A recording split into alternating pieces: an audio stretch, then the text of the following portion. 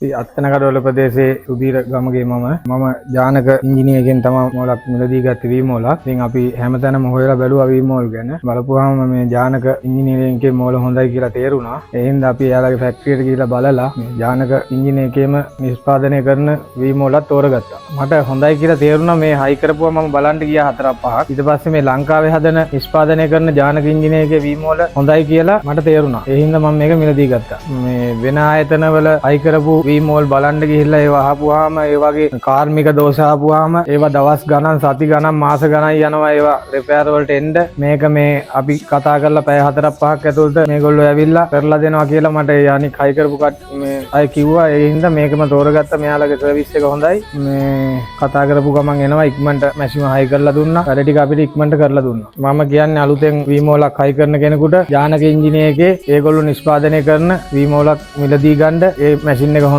ඒගොල්ලොන්ගේ service එකත් හොඳයි. ඒ නිසා මේ ජානක ඉංජිනේරකේ නිෂ්පාදනය කරන ඒගොල්ලොන්ගේ මෝලක් මිලදී ගන්න කියලා තමයි කියන්නේ.